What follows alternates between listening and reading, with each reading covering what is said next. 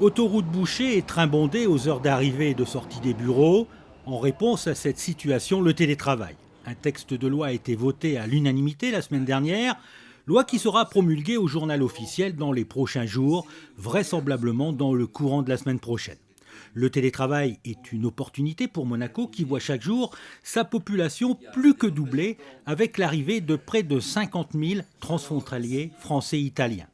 Le télétravail devrait donc résorber une partie des embouteillages quotidiens à l'approche de la principauté et préserver aussi l'environnement. Aujourd'hui, le télétravail apparaît comme un atout pour les entreprises et les salariés de Monaco. C'est une loi très attendue en principauté de Monaco par les employeurs bien sûr, qui vont pouvoir développer leur activité sans avoir à louer des bureaux supplémentaires. Et on sait qu'à Monaco, c'est pas facile de trouver des bureaux et que leur coût est élevé.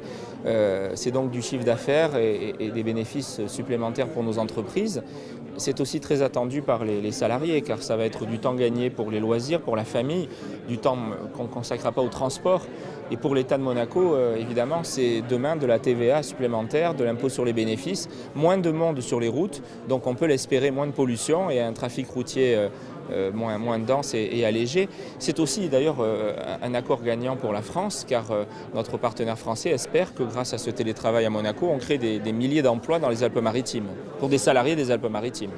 Le télétravail concernera principalement les salariés résidant en France, dans la mesure où 80% des personnes qui travaillent à Monaco habitent en France, essentiellement dans les Alpes-Maritimes. Le nombre de salariés susceptibles d'être concernés par le télétravail pourrait se situer entre 7 et 10 000.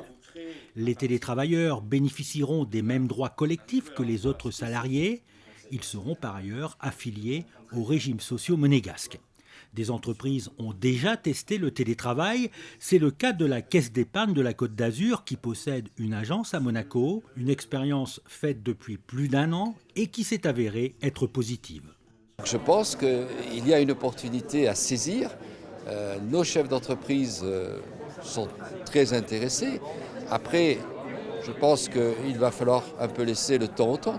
Nous avons déjà fait une réunion au Conseil économique et social, dont je fais partie, et c'est moi-même qui avais suggéré d'être pragmatique et donc de demander à une entreprise, certes française, mais qui est aussi chez nous, de nous donner son expérience.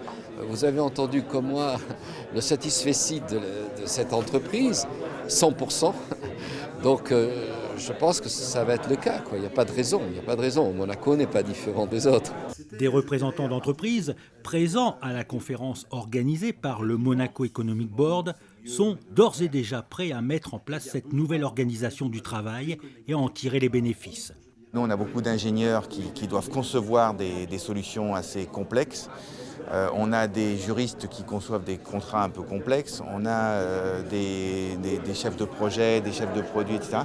Beaucoup de gens qui ont besoin de se concentrer pendant un moment. Et du coup, le fait de pouvoir être aussi chez eux, tranquille, avec un meilleur, effectivement, une meilleure harmonie entre la sphère privée et la sphère professionnelle, c'est une excellente chose. Mais il y a aussi des comptables qui ont aussi besoin qui trouvent que c'est une excellente occasion pour eux de travailler différemment. C'est aussi des fonctions support qui sont sur le sujet. Donc c'est beaucoup de gens finalement.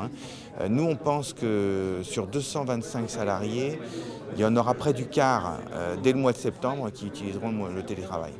Monaco a tout à gagner à développer le télétravail et veut se donner les moyens de sa réussite.